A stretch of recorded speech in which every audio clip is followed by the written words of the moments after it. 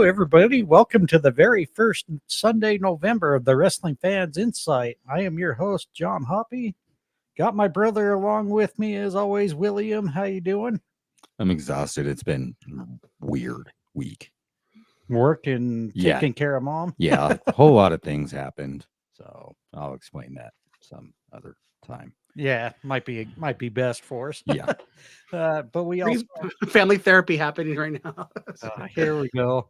Yeah, and we also got our co-host who couldn't wait for us to introduce him, of course. But Carlos, how you doing, brother? Good. Thank you.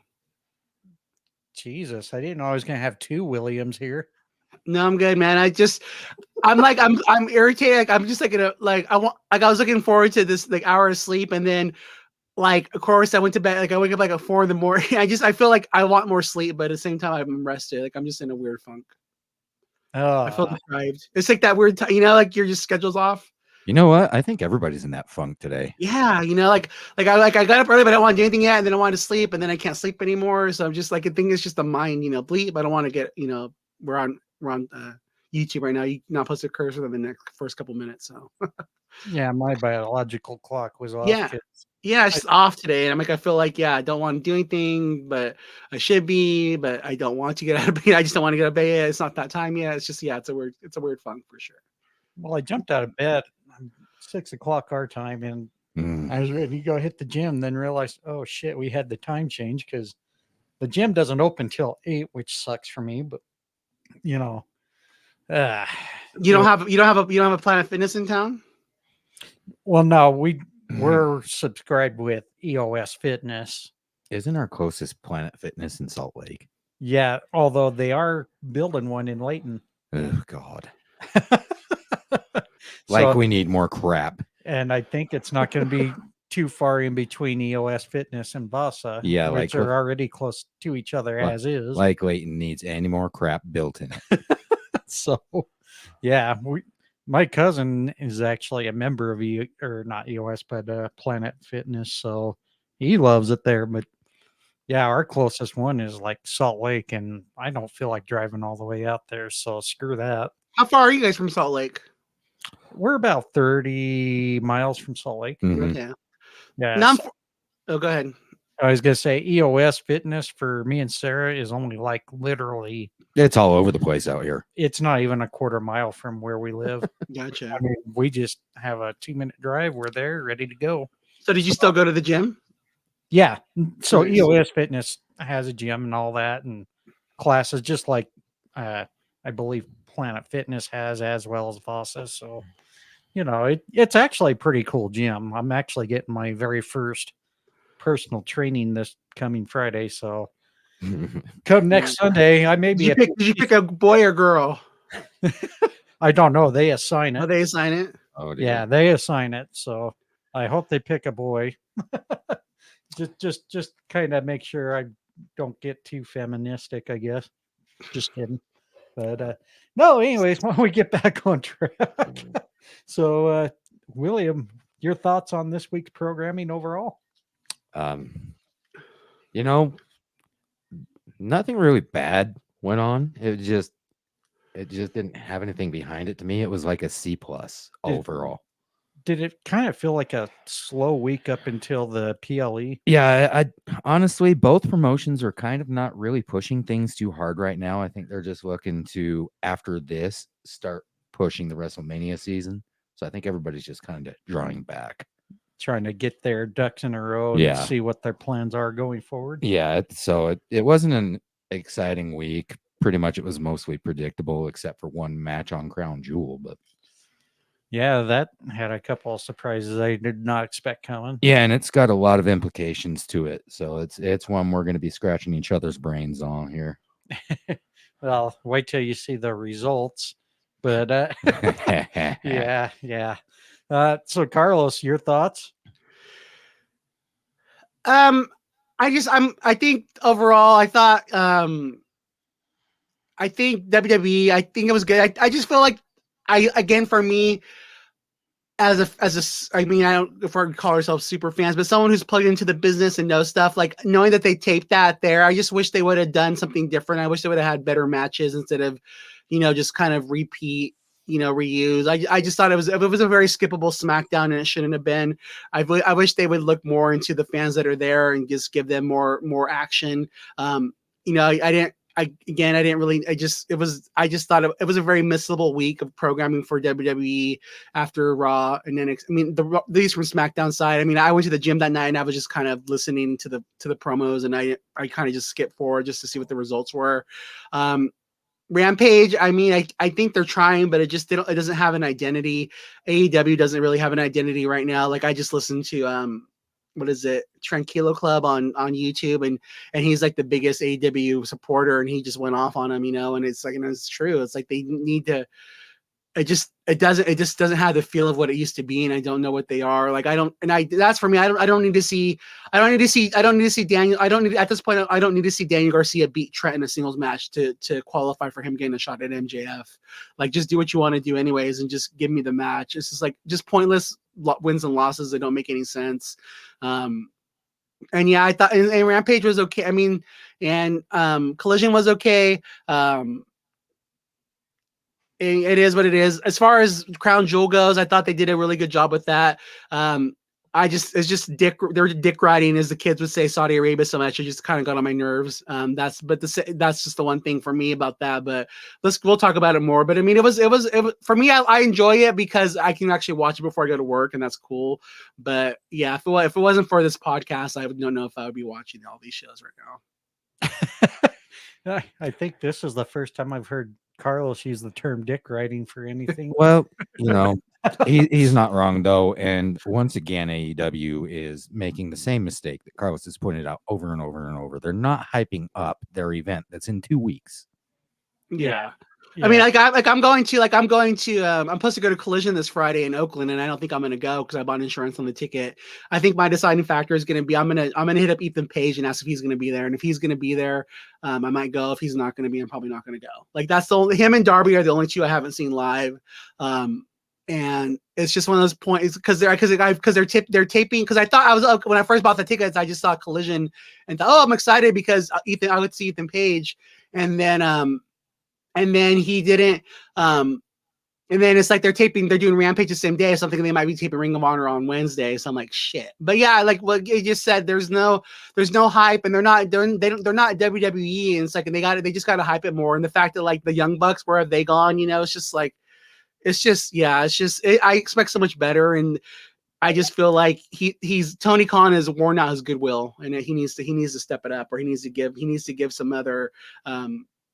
People need to quit. The fans need to quit dick riding him too, and he needs to. Please don't give him Booker of the Year either, because I feel like if he doesn't get Booker of the Year, he'll step it up more. That's what he cares about most. But yeah, I thank you for saying that, William. Yeah, it's a big mess. And this goes along with what we've been saying for months now. I just really think now it's time for Tony Khan to realize creative team, damn it, creative team needs to be in place. Otherwise. And we were talking about it, but like last week too, like we're talking about like I'm over the Acclaimed, and we're like, what, and for me, like, because what it was with the Acclaimed was they were the one sports entertainment thing in the show, like besides like they would do their funny stuff and things like that, and I think that's what they made them stand out. And now like the whole show's trying to be like WWE, but like in a cheesy ass way, and they've lost their pro wrestling side of it, and it's just like. It's too much comedy. Like, it's just like this. Let me see you wrestle. Like, it's okay to do a little bit, but it's like, I want to just go. I want to see like just better stories, like you said. And it's like, and these people that are online, they're just giving him too much good. Like, yeah, I want to see storylines. I want to see better programming. Like, everyone should have a feud going in right now. Like, everything's just lost, man. It's just a big clusterfuck. It most definitely is.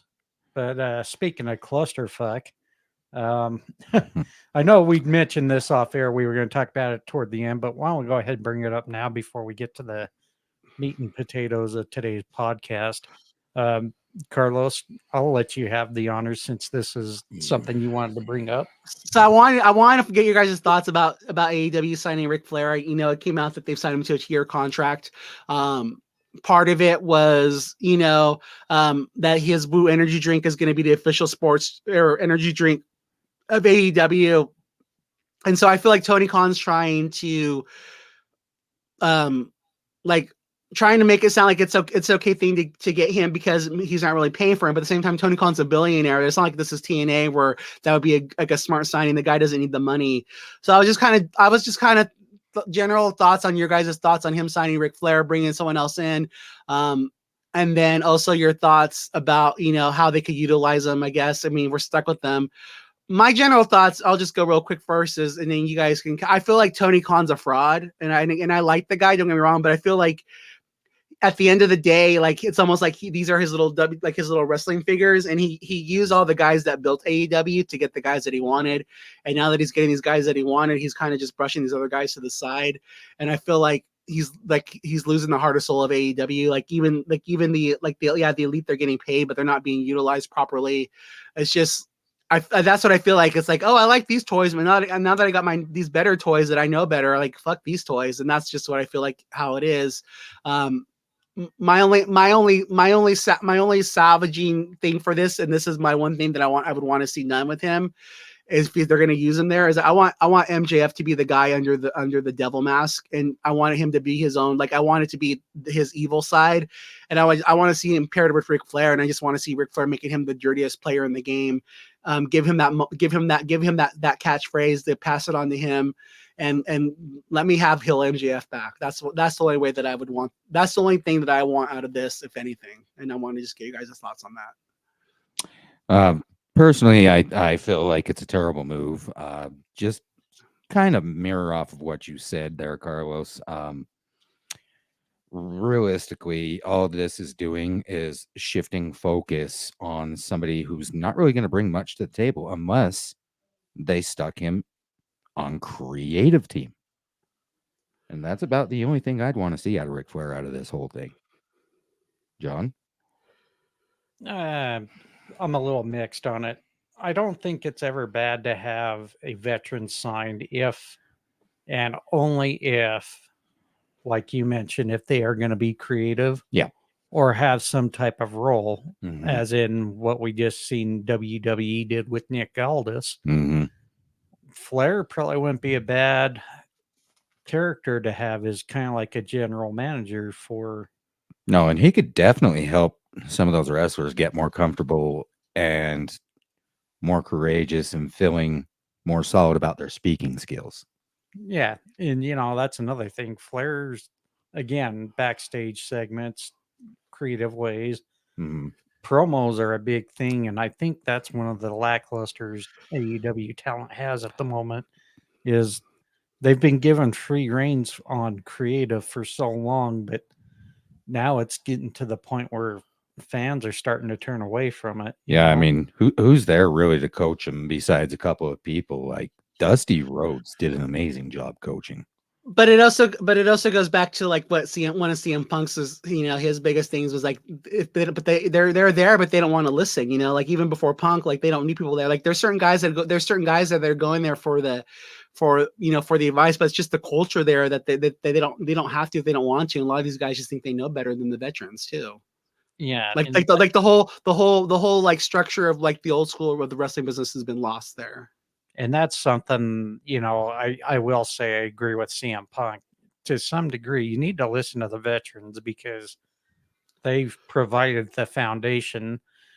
However, some things aren't bad to learn from the youth either, but make sure. Yeah, but if you're looking for you a need to career meet with, in the middle. Sorry. If you're looking for a career with longevity, why would you not listen to the people who made it? Yeah, that's the big problem with AEW is too many young stars not listening to the veteran. And then they had the early success, and so they don't think they have to listen. But it's like you're losing your ratings suck. No one wants to go see your product live. They're having to do 2-for-1 ticket things. Like the product, and that's the thing too. Tony Khan's not the way he's trying to do his ticket pricing either. He's making the product look cold altogether by their marketing things too, and it's just not good. And again, I like Jeff Jarrett too, but it's like he doesn't need to be on TV every week. It's just like we're just having them on one show, like, but it just doesn't. It's just so random. It just nothing makes any sense. Well, and see, there's another thing there. You could have two different legendary talents be, general managers of each show, just like what they've done with Raw and SmackDown. I think Jeff Jarrett would be a good one, with Flair being the other. But again, this is where structure needs to be in place that we mentioned a few episodes ago. If you don't have structure in place, your business is not going to succeed, and it's really about time for Tony Khan to get this shit in gear. I'm sorry, I'm kind of like with a few others. I don't know if AEW will survive. They may not, because this is just reminiscent of the old war that we watched where we lost WCW. And, Eric Bischoff has mentioned this many times on his 83 Weeks podcast with Conrad. I'm not sure if he's still doing it with Conrad now, but do you know Carlos? I listen to Eric Bischoff every week. He does two podcasts. He does the one with Conrad, and then he does another one which I suggest people listen to more, and it's called Strictly Business with John Alba, and they really go into the business side of the product, and they'll have different people on there, and that's the one that I really enjoy. He does actually two for his network. Yeah, I need to get back to listening to some of that stuff that Ad Free Shows has done. I kind of stopped listening for a while, which is a bummer, but yeah, I really need to get back to listening to those. But, but many times Bischoff has said, he's seen a lot of the same things that, he's seen a lot of the same mistakes Tony Khan's making that kind of helped WCW decline. And, if you don't listen to the guy who's experienced it here, then, that's on you. I mean, it sucks because I don't want to see AEW go. No. I think they got a lot of great talent, but they, just like any type of new job or anything, you got to have training. And the big thing too that I think is a big I'm seeing a big red flag right now is the fact that they haven't signed a new contract with Warner Brothers Discovery. I think that they're looking at the fact that nobody else is going to want the product, and I think they're coming in low with Tony Khan, and so I think he's stuck in a hard place too, because I think he has a number that he wants for this product, and they're not going to give it to him. But we're at the same time, where else is he going to go? So. And again, he's done all these things with that's the reason I've shared this already. That's the reason he got into this. So if he doesn't get the number he wants, I think it could be scary times for them too. So it's just, there's a lot to be determined, so I think it's going to be an interesting time for the wrestling business. Most definitely. Did you have any other thoughts on that, William? No, I really don't. And I like the ideas. Again, everyone talks about, but I would like to, I like the idea of his next announcement being the fact that he's stepping away from creative, and he's going to put 2 general managers in charge. And again, he doesn't just quit having your dick stroke, dude. He can still be in creative, but just don't worry about getting the praise from the fans. Just make money, dude. Let your product make you some money.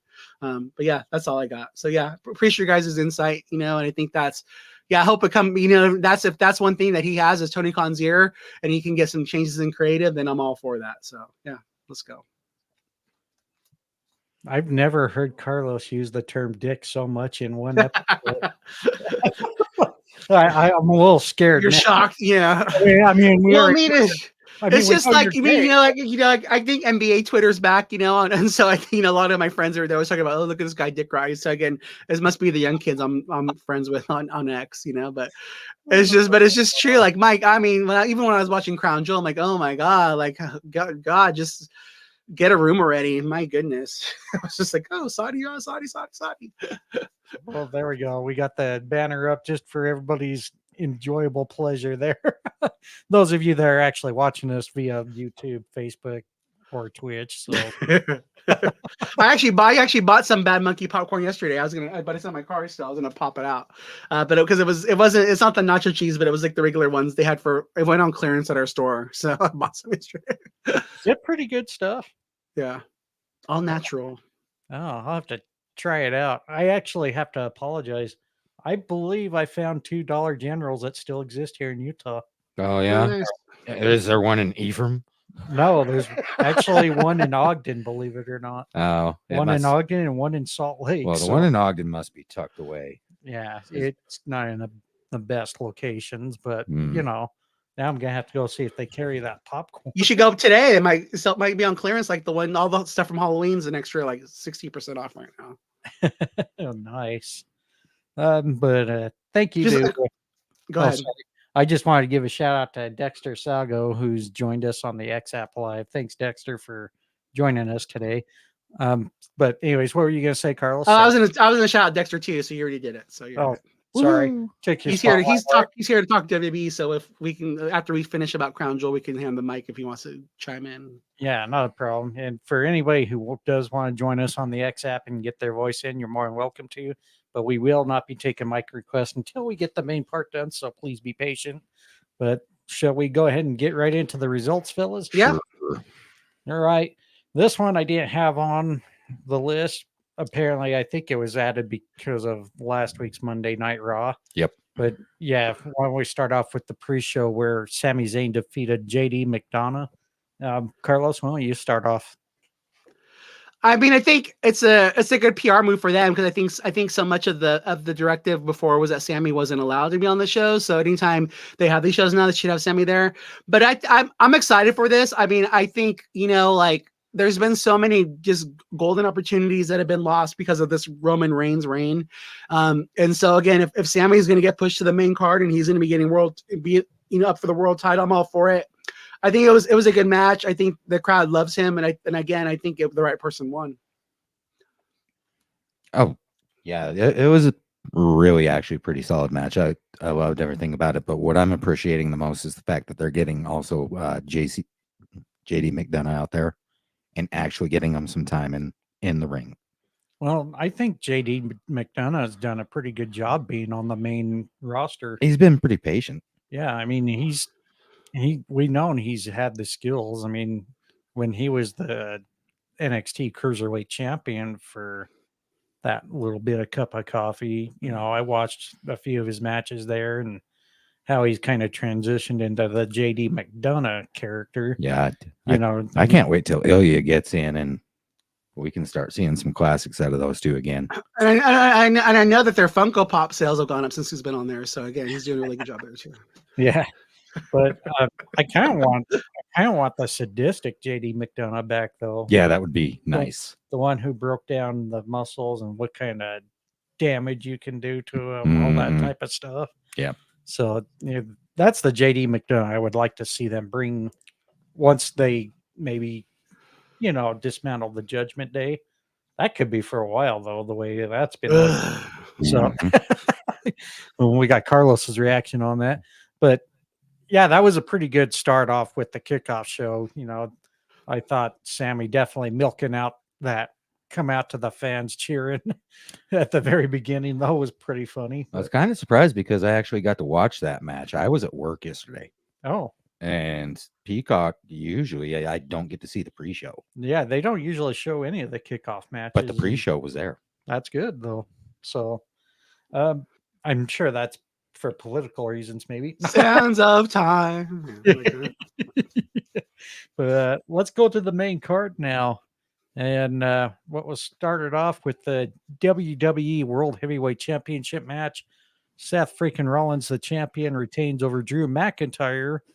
However, we almost saw a cash in until I can't remember who predicted it. Somebody thought maybe JD McDonough was going to run off with the briefcase, but it ended up being Sami Zayn. That sounds like a Bryan prediction. Yeah, I think it might have been Bryan who predicted that. So, but William, why don't we start off with you on that? This match just pretty much went exactly how I thought it was going to go. I mean, even me saying that, he was going to come out with that Money in the Bank, it literally went exactly as I expected. The whole entire night, the wrestlers did an amazing job. The crowd was there. They were definitely passionate. I didn't see a single bad match throughout this entire card. I loved it. Carlos? Again, the match went exactly as I thought it would, even with Drew backstage. I mean, this is going to be the start of him turning heel, it looks like. But no, it was a great match.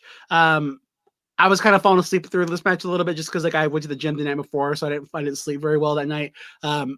But I thought it was a good match. I mean, the right person won. I just wish that Cody and Jay still had the tag team titles, because for me, the one thing that's taking me out of the whole cash-in thing is as long as I feel, as long as Damian has the tag titles. I don't see him getting the cash in then because he had both championships unless he just gave up the tag titles and they let JD McDonough have him with Finn. But having him be the tag champ just takes me out of the likelihood of him cashing in. So but that was a great match. Again, Seth Rollins is showing what a world champion is. And the crowd was hot for it, and they both guys showed up. It was really well done. Yeah, I mean, to be perfectly honest, I think this should have been the main event for the night. I thought it was a pretty stellar match. I think it was actually I believe all the dirt sheet and the experts, air quotes, all quoted this was the A+ match. So, it was very stellar. Both men brought it, like Carlos said. I think maybe just a titch too long, but no, they did really great job on working the in-ring, out-of-ring, and everything else. The added drama after the match with the tease of the cash-in not happening. It made a very good segment there. Why don't we go on? Oh, and as we're going, I'll just go ahead and announce everybody but myself got points on that match. So kudos to 4 out of 5 people who made that prediction. So, and we're going to go right over to the Fatal 5-Way Women's World Championship. Rhea Ripley successfully retains the championship over Nia Jax, Shayna Baszler, Zoe Stark, and Raquel Rodriguez. Carlos, let's get your reaction to that match. My honest reaction was just Rhea's intro. I'm like, they're gonna get her arrested. Like all these guys having to bow down to her. I was like, oh no, this isn't good. Well, Sarah and I watched that. And we're like, holy hell, what is going on here? I was like, they didn't look happy about it either. I'm like, this is not the best thing for them to be doing right now. They might get Rhea arrested in Saudi. So was this the 72 Virgin segment, or I'm like, all these guys are being subservient to a woman right now. This is not gonna be cute. Like, this is not okay. I'm like, oh no, they're gonna get Rhea's head chopped off in freaking Saudi Arabia. But she was covered up. So yeah, but I mean, still, just the whole thing of like her being like they're just kind of. I wouldn't have. I wouldn't have chose that, but I'm sure they got clearance for it. But I was like, okay, we're really doing this. I thought the match was good. I mean, again, to me, so much is being sacrificed for Rhea right now, and I don't know if it's worth it. I feel like the rest of the division looks weak compared to her. I mean, at the end of the day, I know Becky's coming in probably to take the title from her, but I just feel like the women's division on Raw deserves better than just to be Rhea's bitches, and that's the one thing that I just want better for. But I mean, the match was good. I mean, they all got to show out. I think they protected her. They kept Nia Jax from her, so I think that's going to be the feud before Becky going to Mania. But and the cockroaches will enjoy watching that on TV. Yeah, it was an entertaining match. I just want better for the women in that Raw women's division. Well, I wasn't really looking forward to this match just because of how many people they put into it. But that said, it was actually a really good match. It ended up being better than I thought it was going to be. Clearly, I missed something because I had to fast forward through a lot of this stuff. But I never got to see that intro for Rhea. So, oh wow, yeah, it was a lengthy one for sure. I think we counted 20 guys came out to sacrifice themselves for her, something like that. That's fantastic. Yeah, Sarah and I just kept looking at each other like, what the fuck? But and Carlos made the point, and I have to agree with Carlos. They should really be doing something more with the women's roster. Well, yeah, I mean, I think right now they could learn a lesson from Impact on how to utilize the women, really. Yeah, really, they can come up with secondary belts, Well, no, I mean, the thing is, like, if Rhea's not going to be wrestling that much, and she's going to be used more as like the manager role, the head boss of Judgment Day, then let these other women cook and give them. But there's been good women matches on TV, but then don't sacrifice them all just to be a bitch to Rhea, and all that's for nothing. Like, don't protect some of these women, let them look better, just let them. Give them more shine than being sacrifices for Rhea's domination in the end. Well, that's why I said a secondary belt would probably be helpful because then they would be able to. The only problem is they do have a secondary belt, but Mm. there's a curse on them. No, we're not talking about that belt ever again. We're done. We said if they freaking flipped it, that we were done with it. We're done with it. Well, they didn't flip it yet. They're gonna. Wow. But I think, but at the same time, like that's where the NXT title could be used as a secondary title. Like I don't know. Like I guess, yeah, it's a tough call. I mean, you don't want to give them another belt; they're not going to book it right. But at the same time, yeah, workhorse champion wouldn't necessarily be a bad thing either. But yeah, but at the same time, if you're booking these women better, there's no reason why it's a title wouldn't feel needed. They just have better booking all around too. So yeah, as singles competitors, the women's division is actually pretty awesome. So that's the way I'd want to see another belt put in there, not tag teams, because you've said it before. That particular part of their division is not strong.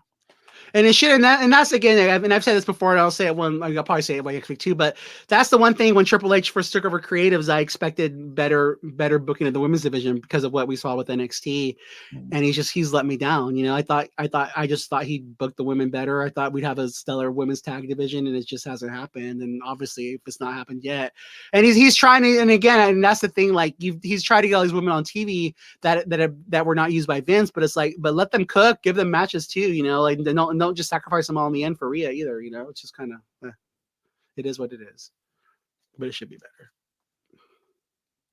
All right. With that being said, let's end that little segment there. As far as the Fatal 5-Way match, that's a point for all of us. Everybody predicted Rhea Ripley, and because that was my double down, I got 2 points on that one. So I'm tied with the rest of you.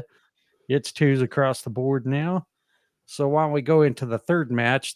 And this is the one that really shocked me the most on the outcome. Solo Sikoa defeating John Cena in a grudge match. I have to say I was speechless when I saw that result. I did not see this coming at all. I mean, how many Samoan spikes was given? Probably about 5 or 6. There was a like lot. 10. 10? Yeah, I can't remember. It was kind of like reminiscence of Brock Lesnar's German suplexes to Cena for the WWE Championship years ago at a SummerSlam. I just like, holy shit! If he's not being pinned after that, there's some shenanigans going on. But yeah, this one definitely I would say was the shocker of the night. William, why don't you start off with your thoughts? I mean, I'm the kind of person that if something's mundane and completely predictable and it goes that way, like I kind of lose interest in it. So this was actually the most interesting match for me for the night. I just didn't see it going this particular way because, I mean, honestly, this has got a lot of implications on it. They did a great job, and they definitely both sold it. I'm wondering which directions are going to be taken now. Well, I don't know. Now that the strike is over, Yeah, I'm thinking this is part of the reason why it ended the way it did. Yeah, is the strike over officially? I think it is. I'm like not quite certain though. Like I said, the implications. It's coming to an end anyways. I mean, the thing that I'm just baffled is how many times John Cena was able to dodge that Samoan spike, but Solo just laid him in right there toward the end of the match, which was the downfall of Cena. But Carlos, do you think maybe this was Cena's retirement match here? So here's yeah, I think this is Cena's retirement match. I think also for me, like it's just like I talked about it before, like on our previous ones, like to me, like because of the SAG strike, they were given this gift with John Cena where they had him back for this like nice little, what was it, 3-month run? Yeah, it's been 3 months, right? August, September. Yeah, 3 months. So they were giving this nice 3-month run for him, and like I've already said, to me, if I was booking it different, to me, like they should have used it to give Cena a 17 title reign, but again, because of Roman Reigns holding this title hostage, it's just they didn't pull on it.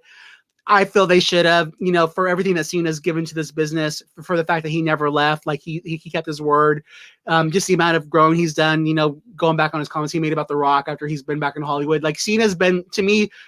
I agree that Cena's the GOAT. I know a lot of people don't like him, but I mean, and he's helped go. I think he's paying for his sins, too, as far as the book. But let me finish my first thought. It was like, I feel like they should have used this opportunity to give Cena a title reign. He should have, that's how he should have been used properly. Because again, they lost him for so many years to Hollywood. I feel like he should have been the man to break Ric Flair's record before Charlotte does it.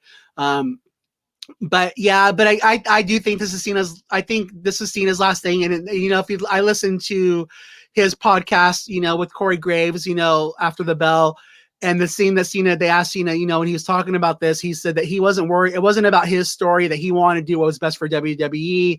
And the best thing, like any person going out, is you put somebody over. So I think that's what he did. So I do think this is Cena's last match. It should be, because honestly, after this, I have no interest in seeing John Cena come back, because after, he pretty much called himself a loser, and now he is a loser because he lost against Solo. And so again, he needs to be done. That needs to be his last match. I think, and again, just put him in the Hall of Fame whenever that's time. But to me, it needs to be his last match, because there's really nothing left for him to fight for, And again, he did the right business going out. You put somebody over, but to me, I wish he would have got a better storyline than what he got for his 3 months he was here. So now my next question is, what's next for Solo Sikoa? They better utilize him, right? I think he needs, and again, why'd you have LA Knight beat Solo if he wasn't gonna beat Roman? There's just so much that they've done. They've done. Solo was so protected, and I feel like over this last month, last 2 months, he's taken a lot of losses. I think he lost to Jay too, didn't he? Or I think he's lost a couple times recently after he never lost. The only person he lost to was Cody. So I think they need to rebuild him, but it just doesn't. What was the point of this if it wasn't going to be? I'd rather have seen like somebody like Grayson Waller take John Cena out, because Grayson Waller would have been bragging about it for the next 10 years than Solo. I mean, if he's going to have Paul Heyman on his side for the next 10 years, then that's fine. But I don't think Solo's going to do a good job of hyping the fact that he took out Cena. But I mean, story wise, he should be up there. If I was them, again, if I'm booking WrestleMania and Rock's not coming in, I would have him turn on Roman, and then that's how Cody beats Roman, and then eventually Roman and Solo feud down the line, and that turns Roman babyface. But he needs to be a badass heel. All right. And because all of us picked John Cena, none of us got a point for that one. So, and what's funny is I did the Twitter poll yesterday just before the event. 100% of the vote went to Cena too. So that shows it wasn't just us that was fueled. Mm-hmm. It was everybody. So I mean, that's again, but and again, to me, it makes me mad, because it's like, again, we'll get to the main event later, but again, if you're gonna do John Cena's last match in Saudi, why can't you do a title change there too? Like, it's just like one of those things where it's like, okay, so you're gonna do this in Saudi Arabia, but we couldn't do the other thing here. Like, it just was bullshit. Man, I didn't know Carlos transitioned into Heather here, so just kidding. But I mean, again, I get that they're getting a lot of money from them, but it was just like, and again, it's just like, if you're gonna do this, why can't you do the other thing too? So yeah, and it is what it is. It's all about protecting their company too. So, well, why don't we go on to the next match? This one I think was the most predictable out of everything. The United States Championship. We have a brand new champion. Logan Paul defeats Rey Mysterio Jr. and William's already laughing. So why don't we get your thoughts, William? No. This match I actually did not enjoy, but it did go exactly as I thought it was going to go. Logan tried to sell it really well, but I don't think he quite hit it as much as he's sold his other matches. Like, you don't think the heel part of it. I don't think he got evil enough with Rey. Well, I don't know. I mean, he used the brass knucks on him. I mean, there's no need for that in the storyline. Yeah, but that's his go-to, though, is the problem. He's already got the brass knucks already surgically in him, remember? Well, yeah, I know. I get it. It's just more double impact, I guess, to for sure knock Rey out. But he has brass knucks surgically implanted, huh? He's got metal. He's pretty much got a metal fist, right? Yeah. Yeah, He put metal, and he did it on purpose, or like his hand broke. His hand broke, so he's got a bunch of titanium pins in there. Oh shit! All right. yeah, that's why he's able to, in a way, knock people out. I mean, it's not fake like Lex Luger's buying out his, I guess, titanium elbow or forearm or whatever it was. I will say that he does a really good job of actually moving that hand with those pins in there, because I can tell you, being somebody that has titanium in me, it does restrict your movement a lot. Yeah, but Carlos, what did you think of the match? It should have been a squash match, in my opinion. It should have like I agree with I agree with what William said. I think I don't to me, like I wanted to see Logan absolutely demolish Rey Mysterio. I wanted to see him like I don't think that there should have been brass knucks. I mean, again, Rey Mysterio was being booked as a jobber with Vince McMahon. Okay, so I mean, he was losing every match before Triple H took over creative. So I want to see Logan just downright beat his ass. And so, but I also think again, going back to the politics of it, I think Logan wants to look, as much as he's playing a heel, he wants to also look good in front of Saudi Arabia because he does a lot of business there. So I think that, it's a touchy thing for him, but yeah, I wanted to see him absolutely annihilate Rey Mysterio. I wanted to see him just beat his ass. Oh, interesting. I thought overall they did pretty good choreograph on the whole match. No, and especially with the height difference, like, I mean, Ray's so much shorter, and Logan, he has it, and I think I hope that he's fine. I hope that he's sticking to his tune. I hope this is his new home. I hope he's sticking around because I think he's made for the WWE. I think he is. I mean, I don't know what more to say about it, but I just would like to see more of it be more vicious. That's all. Yeah, I agree. I think he should have I think he should have you almost like the ring, my precious. I want that title. I'm going to do whatever it takes, I would just like to see him outdo Dom on the heat level to where you can't hear him talk on the microphone. Oh God, I want to see that match between those two. Title for title. Yeah. You hurt my daddy. But that's the thing too. Like that's my thing too. Like, and that's the thing where I'm glad that he's embracing his heel. Like, I'm glad that he realized that he can't be a babyface and that he is a heel now, but just fully embrace it and just go for it. Cause again, he is an asshole and I like him, dude. I mean, I like assholes. So, I mean, I love Logan Paul, but, I like the fact that he believes in himself and he goes and gets what he wants. But yeah, I just wish it would have been more. Ray got too much offense for me. I don't think he should have needed the brass knucks. But I do like the shadowing of Santos turning on Ray by leaving the knucks there. So it is what it is. That was my chair. Yeah, sure. But you're really telling me to not say it? I'd say what? What? I'm trying to keep this PG, but go for it. I just never thought we'd hear Carlos overuse the words riding dick and then love. We're never going to go PG now. Go full X now. Come on. And then he goes and loves assholes. So I'm like, wow, there goes our podcast. Well, no, I was laughing yesterday because your whole thing, like, oh, like black. I'm like, oh, black, like my, like, and then the other one too was like, I was gonna do with your baking one. I was gonna go insert gay joke here. It's like stiff or soft or like I'm like stiff, of course. Come on. There we go. Guys, you're just setting me up. Like, insert gay joke here. Yeah. Okay, we're gonna move on now. Yeah. Anyways, so everybody got a point. However, I doubled down, right? You and William both doubled down on this match, so 2 more point, an extra point to you and an extra point to William.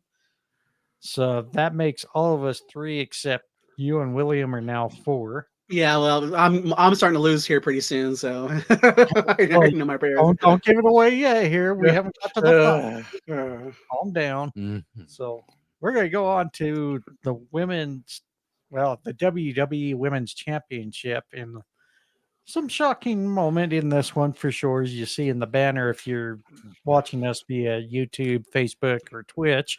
Io Sky retains her championship over Bianca Belair with little help from her Damage Control teammate Bayley, but more help from the return of Kairi Sane.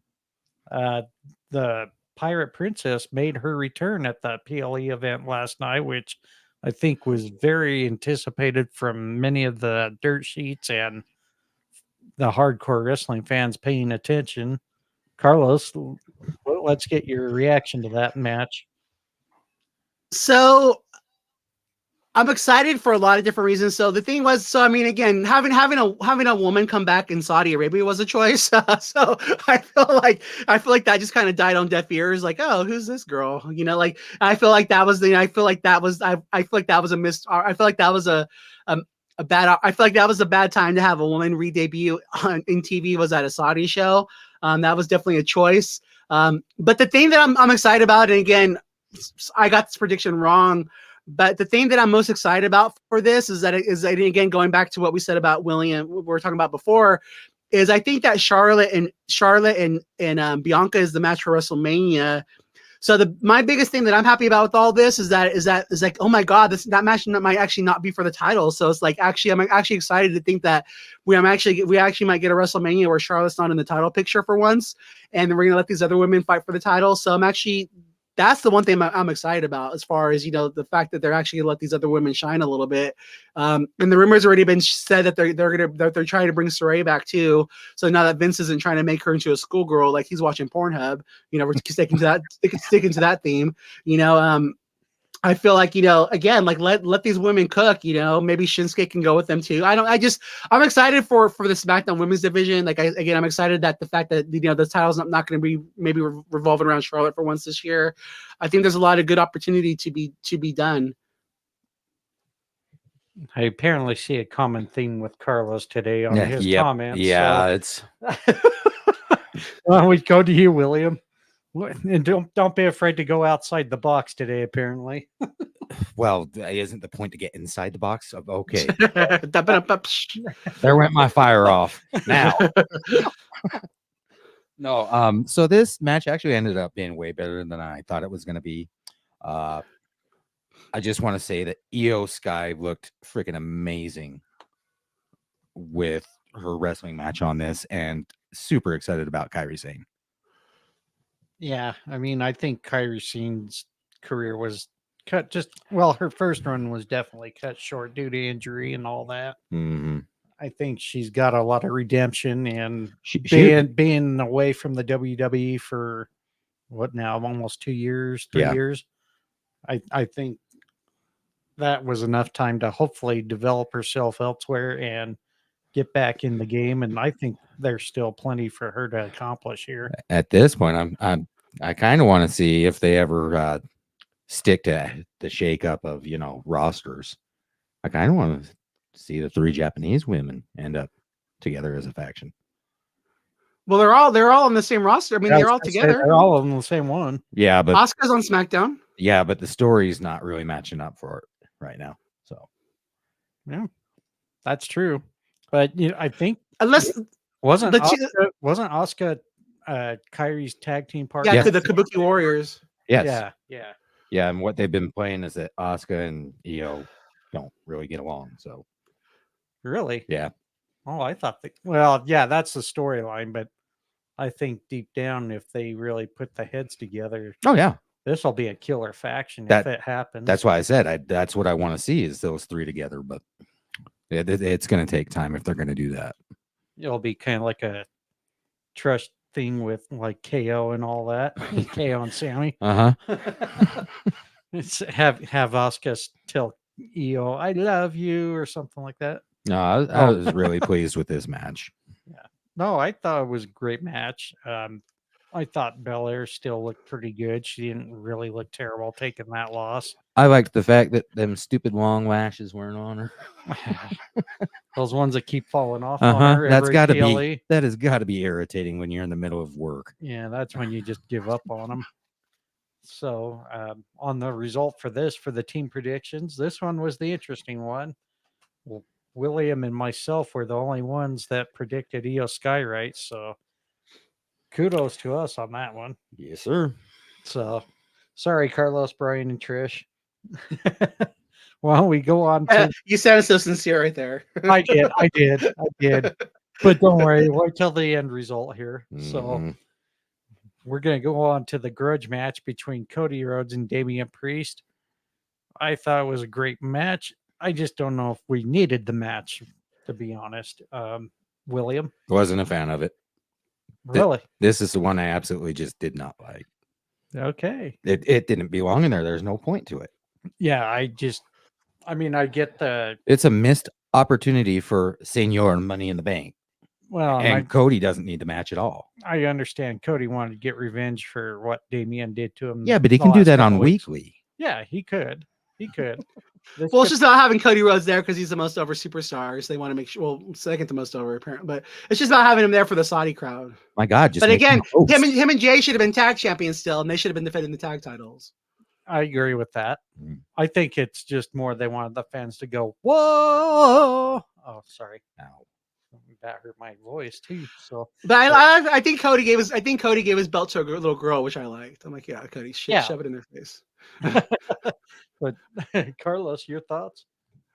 I'm with you guys. To me, like it's just to me like this is like almost like a opening up a wound that was healing.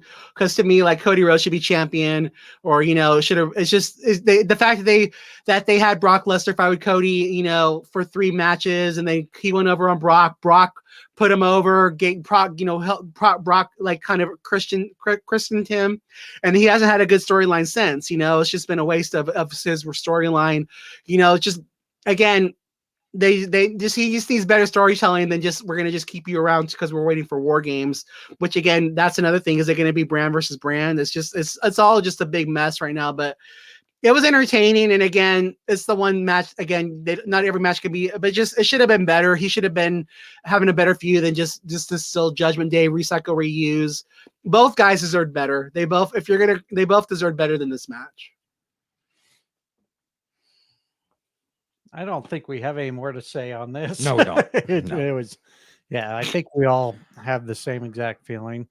All of us predicted the same thing. Cody Rhodes wins the match, so another point for everybody there. Really quick, before we get to what do you guys think about the Miz and them turning him face and the whole thing with Grayson Waller? He finally got his dream. No comment. It won't last long is the problem. I mean, we all know this is leading up to where Miz turns face and gets an eventual IC title shot with Gunther after this fatal 4-way for the #1 contendership coming up tomorrow night. Is that correct? Yeah. But I just think turning him face is a bad call. Yeah. Miz just... Sometimes it's got to be heel on heel. Yeah. Miz is just not a good face. I'm just gonna call it like it is. No, and again, you guys know, like Miz is like one of my favorite wrestlers. So I'm not happy about this because I don't want to see him fail again. I don't like seeing him. I don't like seeing him fail as trying to be a face. I'd rather just see him be a heel because I love the Miz, and I think he's the guy that I'd want on my team, and so it's like just seeing him go and fail again at this. I'm not happy about it. Just keep him as a heel, and I want better for him than just being comedy relief. So I'm not happy about it at all. Yeah, there's just some things that just don't work out well, and they've tried twice. It'll last for a cup of coffee, and that's it. But just like what Paul Heyman says many a times, do you find good guys interesting, or do you find the bad guys interesting? And 9 times out of 10, you find the bad guys more interesting. So, and especially with just him and Maurice together, like again, they're heat magnets together too. There's just so much money that's being left on the table with those two. Exactly. Well, let's go on to the main event of last night. Roman Reigns successfully retains the undisputed WWE Universal Championship over LA Knight. Yeah. Boo. Yeah, boo. Me and Carlos are booing this one for right reasons. But anyways, in a way, I should have left my pick as Roman because I knew this was just WWE wanting to tease us even more, especially with a very hot LA Knight with the crowd lately. Mm-hmm. Carlos, let's start off with you. So again, to me, this is one of those things where I think we're in an age in society where we consume so much talent, we consume so much different product and just so much different, entertainment that it's like we want brand new. And so like just for me, it's like, okay, so now this is another person that's been ruined because, I know LA Knight's gonna be okay, but it's like what could have been, just because of Roman Reigns' title reign. It's just this, no one in 5 years, nobody's going to remember this title reign. In 5, it's not going to matter. Like, yeah, it's about the now, but like so many good storylines have been lost, like Edge could have been world champion, him coming back from his neck surgery and getting the WWE title one more time. That would have been a great storyline. Drew winning this at Clash of the Castle, like, again, another storyline that was interrupted. Sammy winning this title, turning on Roman in his hometown, another great storyline that was ruined.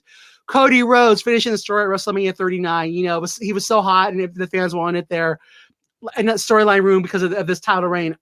Now, LA Knight, again, yeah, it's been a short thing, but the fans anointed this guy. This guy survived the Fiend, survived Bray Wyatt.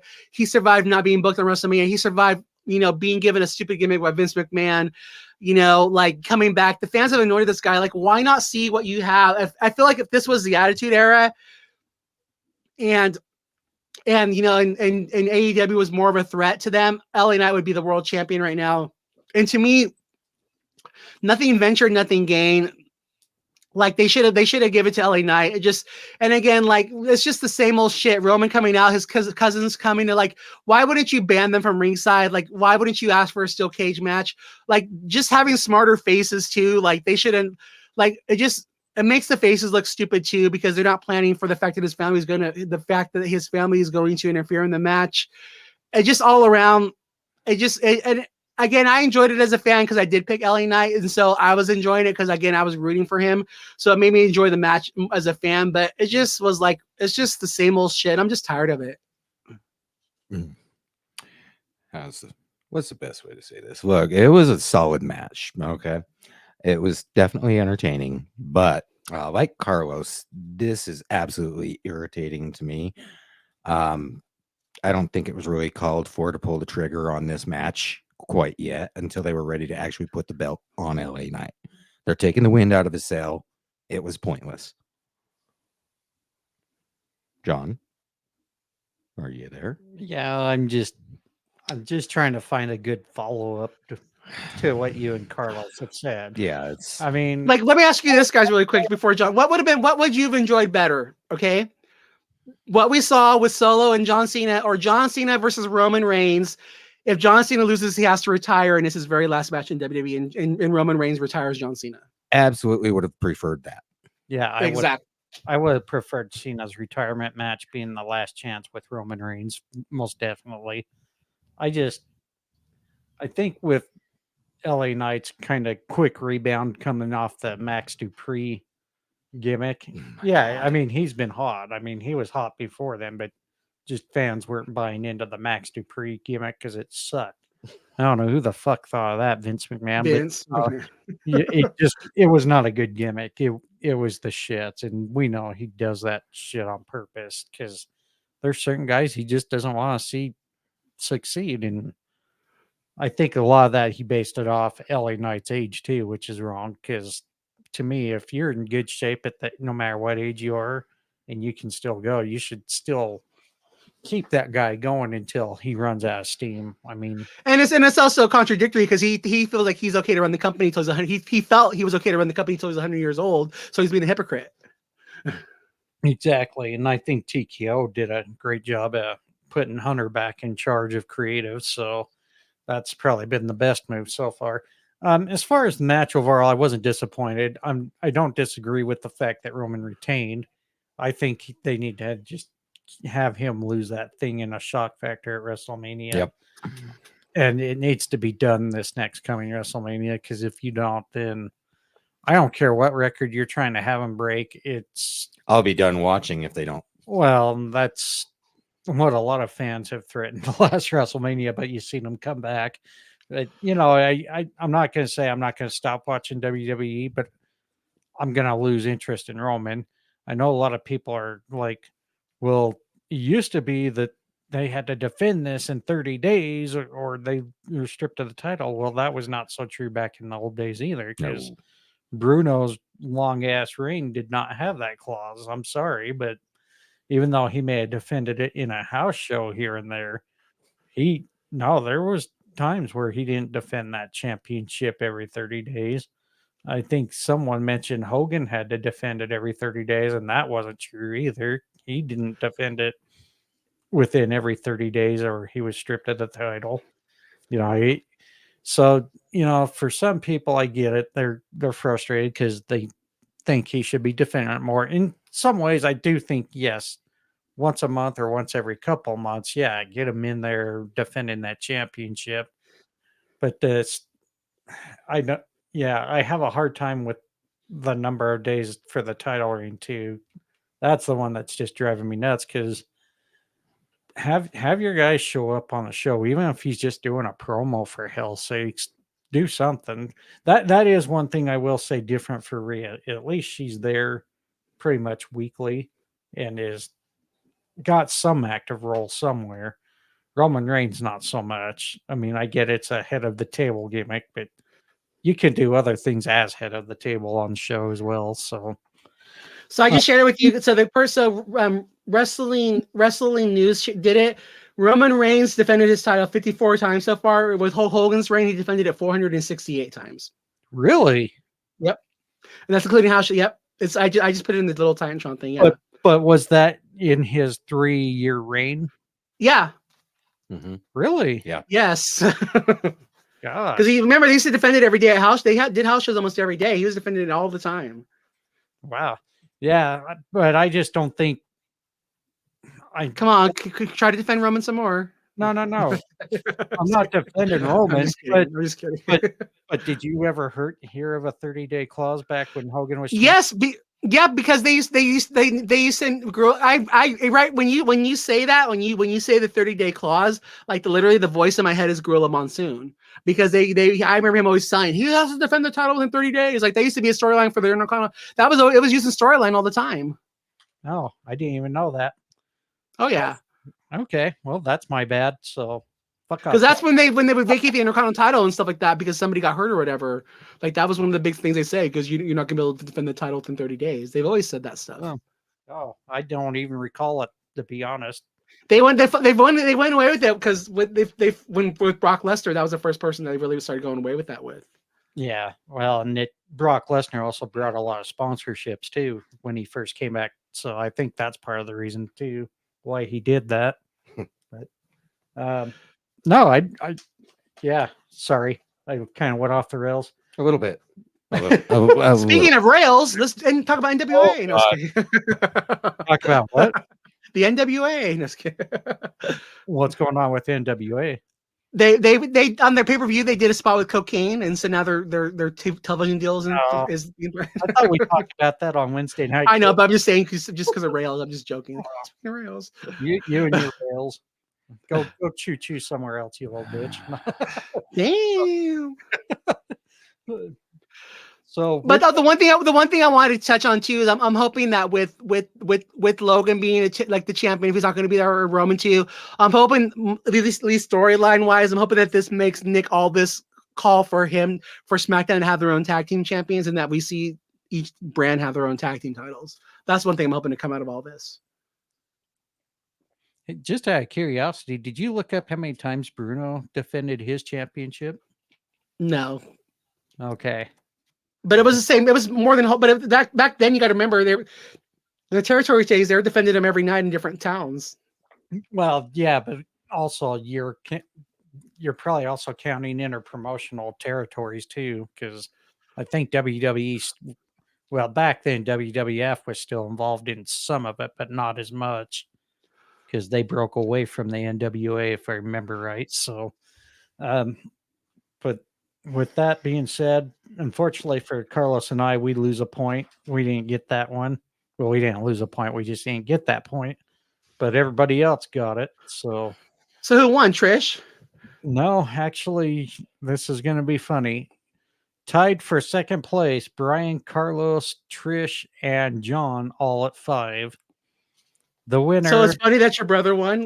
Why? Yeah, the winner was William with 6. The funny part about it is the fact that I really don't even care about whether I win or not, and bam. So Well, yeah, it's just, like that's how you got to do it. Like when Heather does her NXT predictions and hasn't watched it in a month, and she wins. It's like you just go in there and vote off whatever. yeah, I think she's full of shit. She's watching. She just doesn't tell us. Heather in charge of booking. That's what it is. But, do you have any final thoughts to give on the PLE, Will? I don't. Carlos? Like I said, it was entertaining. I'm not happy with it. Like, but again, we're in the WrestleMania season. It's just I think it's to me it signals that the Rock's not coming back, which is okay. But yeah, it was entertaining. Like again, so we can open it up to see if anyone else wants to comment on it. Yeah, if anybody wants to request a mic, go ahead and request it. But just before we grant that mic request, still hit the mic request if you want to talk. Excuse me, got the right throat there. Out of say 5 stars, William? What would you give the PLE? 3. Carlos?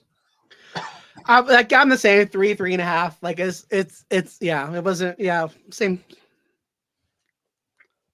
Yeah, I'm probably about 3.5 at best. 3.5, yeah. That's fair. Yeah, I mean, I don't think I'd give it quite 4, but 3.5 I think was more than fair. So really quick, I want to ask you. So prediction wise, like who do you guys think takes the title off Seth?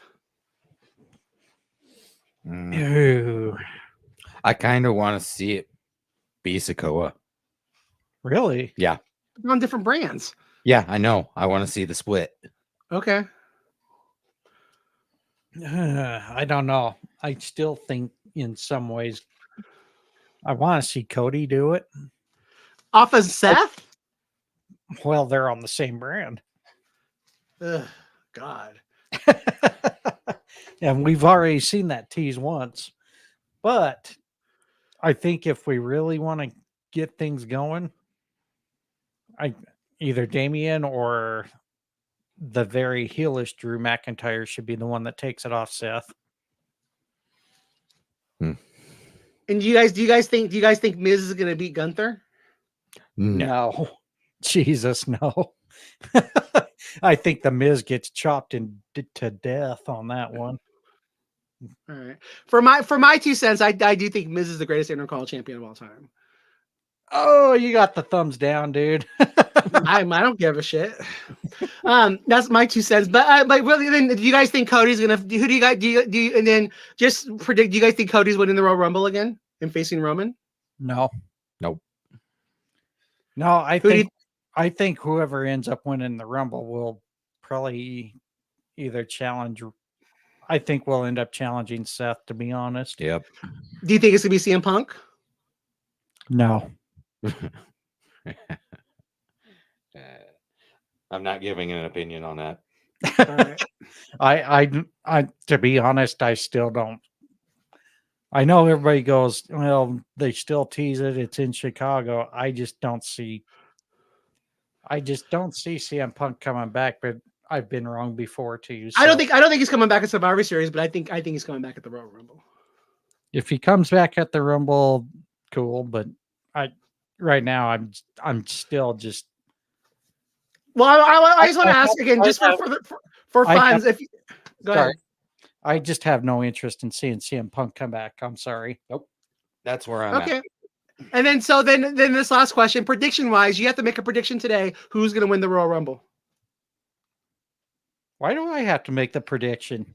Because we're a wrestling podcast and it's fun and we're just doing shit for shits and giggles. I'm just asking. Why don't we wait till the Royal Rumble comes up? Because it's fun to look back and say, storyline wise, where things are right now. Who do you want to see win the Royal Rumble? He's already thrown the 30-day 30-day no compete clause at me. Now he wants to throw the Royal Rumble. What a little bastard! Dean Ambrose. Will going for the skull already. No, I'm not doing it. You're not? No. Well, fine. I guess I will. Apparently you won't. No, dead air. I really don't. Well, because if you guys, I'm just curious. I mean, because to me, like, if you don't think it's Cody, then who do you think it is? That's why I'm just curious. Like, I thought you'd have an answer, so that's why I don't even know who's gonna be in it. So. My mind will change. but I think it would be interesting to see main event Jey Uso win the Royal Rumble. That would be cool. Yeah. And it looks like we finally got a mic request from the guy we were hoping he was going to come on. So, And for me, I just really before I think it's Cody Rhodes. I think Cody Rhodes wins back-to-back Royal Rumbles, and I think that he goes on to fight Roman Reigns. All right. Well, we got a mic request from Dexter there. Dexter, go ahead. Hey, thanks, guys. Love the show. Great job. Man, I got to imagine you don't want me to comment on everything. That's a little too much. I am surprised that I am the only one that was not surprised by the whole John Cena Solo Sikoa thing. Like, for me, that was next to Cody beating Damian Priest. That to me was like the second most obvious outcome. Everything from us knowing that Cena was going to go back to acting in the not too distant future, to the fact that all year they've been trying to position Sikoa as this dominant force, who some people were even talking about potentially beating Roman someday. I thought it was kind of obvious that Solo was going to win. I loved it. I love building future stars. I like Cena. And the moment they started calling Cena the GOAT, I knew they were I knew that was his flowers, and that he probably wasn't going to win another title, and they were going to use him being the GOAT to put people over. Just go to slaughter. Cody Rhodes is not finishing no story. He's not winning any title. He doesn't deserve it.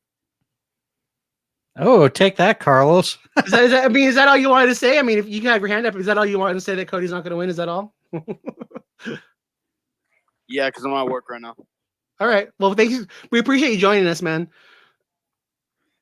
So, kind of one thought for Dexter, though, because I want to kind of tally back to Carlos' thoughts on John Cena. Would you have been more interested to see John Cena have a retirement match with Roman Reigns as the last shot?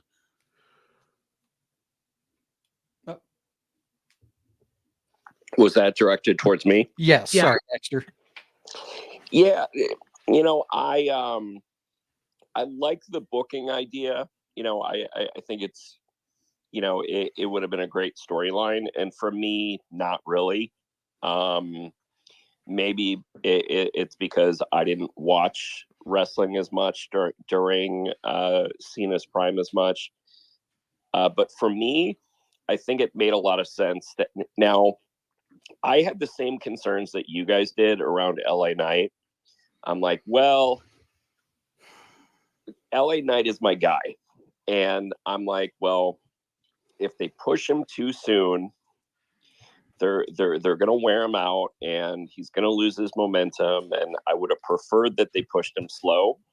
However, all the fans were getting upset that he wasn't getting pushed fast enough. And so, to placate the fans, this was about what I expected them to do. I was pretty happy with it. I thought they left him leaving strong. And I still think they're potentially going to give him a really big chance if he continues to get the crowd reactions following this loss. And I'm right there with you. I think this was a good test to see if LA Knight was able to handle main event level matches on the big stage, because we've seen him in the main event level with Impact and some of the independents that he's wrestled in as Eli Drake. I just think, like, I kind of have the retro skill building in me, like you've mentioned, Dexter. I think slow builds are the best thing for him. I remember, and I know people get bored with me using Bret Hart as the example, but let's take Bret Hart's career, for example. Started off tag team with Jim the Anvil Neidhart, 2-time WWF tag team champion. Finally, it kind of got to a point they wanted to move Bret because they saw single stardom in him. You move Brett into the Intercontinental Championship picture. He was probably definitely one of the best holding that Intercontinental Championship. I know Carlos says otherwise, where Miz is the greatest. I think longer title reigns and defending it just like any other championship. Bret Hart did a really great job with his 2 reigns as WWF Intercontinental Champion. But then we've also seen him with 5 times the WWF champion. And, to me, I think if you slow build from, the low tier to the mid tier to the upper tier, you build your stars better that way because you got your low, medium, high. And I think that's a direction they really kind of need to do with LA Knight right now. I want to see it with Solo too. Yeah, Solo, I felt they did him dirty with the North American Championship. Oh, they definitely did. But I think the next thing I want to see him go after is actually Gunther. And see, that would be a killer match. Gunther or who holds the United? Oh, Logan Paul, duh. Yeah. Jesus. Yeah, Logan Paul. Short-term memory, I'm taking off their mom's jeans now. Yeah, but you're not seeing Logan Paul get away from that anytime soon. No, so. I mean, I thought that was a great move, but somewhere I think LA Knight's going to beat Logan Paul eventually. And see, I think that would be a great move right there. Oh, I'm like my mouth is drooling with that feud, but I just, for me, like, I just like to go off of what like you guys are all saying. To me, like, I feel like they wasted these last 3 months of John Cena like getting over LA Knight, and now what was it? I mean, what was it for? But like for me, like my biggest thing of like all this is I just wish they made it. I have no problem with John Cena losing the title, losing to Solo, put him over, and I can think what Dexter's saying. Like that's what you're supposed to do. Like that's traditional wrestling business. It's like you put someone else over on the way out. I just wish they wanted to build John Cena as such a loser. I feel like that's the one part for me that's hard for me. Like they didn't need to highlight the fact that he hasn't won a singles match in 2000 something days. Nobody remembered that until they brought it up because he's John Cena. I just wish they wouldn't have made him sound like such a loser, and in the way they did the build for that, it was like he needed this win. I feel like this storyline could have been done without having to point out that he hasn't won a singles match in so long, and it would have had the same effect instead of making him sound like a big loser on his way out the door. Well, maybe they just wanted someone to have a bigger consecutive days over Roman Reigns' title reign. No, sorry, that was a bad joke. Yeah, but that's my thing. You didn't need to made it sound like he really needed this win, and he did. And same time, so it is good that Solo denied him that. But at the same time, you didn't need to make him sound like such a loser for just coming in and putting people over for the last 5 years, like doing what was the right thing. I feel like he didn't need to highlight that so much. No, and I agree. I mean, to me, that it was almost. I don't know if you remember back in the WCW days when they had Dean Malenko go on a really long losing streak. And the one thing I really did not enjoy was when Mean Gene was kind of roasting him in an interview, called him a bona fide loser. I'm like, okay, that's kind of going a bit far with kind of, in a way, diminishing a talent. Yeah, and that's just it. Yeah, go ahead. Just diminishing a human being in general. I don't ever like calling people losers. I don't like calling them anything, to be honest. There's just no need for that type of segment, especially when you got audience and youth seeing these types of events go on. That's the last thing you want to do. Yeah, and that's for me just where, like, because again, now it's like I know like that they could heat it up, but just right now I have never say never, and who's to say that John Cena wouldn't want to come back for one more match? And I feel like just now I just don't want to see it because he's a loser, and that sucks. Yeah, I mean it takes away interest, especially for John Cena, the character and the man. Yeah, it just wasn't needed. It wasn't needed. They would have still got the same effect by him putting it over Solo, than without having to bring in the fact that he hasn't lost. And again, I know he's doing the right thing, but it didn't. I wish that part of it wouldn't have been done. Did you have any final thoughts there, Will? No, I don't. All right. So Why don't we go ahead and wrap it up unless you have any final thoughts there, Carlos? Nope, I'm good. Okay. Well, why don't we mention again? Cowboys are losing. Ha! We lost our one cowboy follower. Thank you.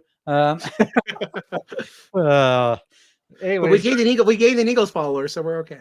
Yeah. Just kidding. Just kidding. Carlos, why don't you go ahead and promote the next show coming up here? So we'll be back on Wednesday at 10:15 Eastern, 7:15 Pacific.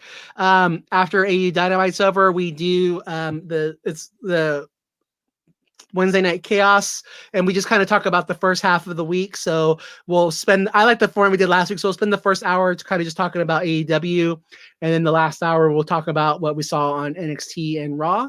So feel free to join us and come and talk about some wrestling. And don't be afraid to come join us on any of the platforms. We usually stream the first hour and a half on our YouTube, Facebook, Twitch. And we are also on the X app, as Carlos has mentioned. If you want to get your voice heard, the X app is the best place to do it. But if not, you can always send comments through our Facebook group, The Fans of Pro Wrestling, or on YouTube, where we can post your comments on our live feed. I want to also give a big shout out to Ted the Hillbilly Hill, Austin with the Wrestling World, Austin Boyer, that is, Jim over at Fan in the Van, Jim and Garrett who do the Steel and Teal Talk. Garrett, Is This a Bad Take podcast? Garrett and Jalen who share together the Two Dudes Sports News, Nate's Daily Wager Wire. Will, do you have any shout outs to give? No. And Carlos, you want to throw some shout outs there? Just everybody in the Stage F Network, the ones who are promoting us. We're a proud member of the Stage F Network. So the Jones and Joe Show, Primetime Sports Fix, Straight Tippin', Ripper, again, everyone else, the Out and Out Podcast, the UK guys, all the guys who are part of the Stage Up Network. Thank you guys for supporting us. Thank you for the retweets and likes, and just all of our friends on X. Thank you guys for supporting us and for making it a fun platform for us. Having a hard time getting that out, huh? Yeah. All right. I want to give a big thank you to StreamYard, Spotify for podcasters, the X app, and all of the other social media platforms for allowing us to get our live feed out there. But also a big shout out to Spotify for podcasters being our official host of the Wrestling Fans Insight Sunday Takedown and Wednesday Night Chaos podcast. If you go to our website, www.wrestlingfansinsight.com, you'll go to a page where we have multiple links to the platforms you can listen to either of our weekly episodes on. We're on great platforms such as Spotify, of course, Apple Podcast, Good Pods, iHeartRadio, and so much more. And you can also check us out on the X app. You can follow me at WF Insight Podcast. William? Yes. At William Hoppe 8. Leave it to him to throw it off. Carlos? C to the LOS 77, and then Conquer the No. Then I'm also on Instagram at Rainbow Goodness _. And you can follow our YouTube channel at Wrestling Fans Insight. And also be sure to check out our other teammate, Bryan, who does Tap Out Talk at Tap Out Talk. He usually goes over some unboxing videos of loot crates or wrestling crates, but also does some reviews on the premium live events and pay-per-views. And again, we are on Twitch. If you follow us there, the Fans of Pro Wrestling. And on Instagram, you can find me, John, the Fans of Pro Wrestling. Carlos? Rainbow Goodness _. I know you had it in here now, so I already said it. But yeah, again, Rainbow Goodness _. Well, I threw it in there so people can follow us. So good boy, you get some popcorn now. Sweet, good monkey, good monkey. And last but not least, I'm gonna throw in a shameless plug, not just for me, but for also my wife, who's trying to gain 1,000 followers. You can find me on TikTok at John WF Insight, and you can follow my wife there at Sarah K Hoppe. So. See what they do with their championship belts and their cosplay on there. No, Oh, here we go. Actually, she has one of the videos for us building up the displays for the championship belts I have. So that was a fun project. But anyways, yeah, we'll be back again Wednesday night here at 10. Was it 10:15 Eastern time? Yeah. Yep. 10:15 Eastern time. Be sure to join us on Wednesday Night Chaos. For Carlos, William, and myself, please, everyone, have a great time. Be good to each other. And remember, who's better than you? Nobody. MJF. Oh, sorry. Jesus.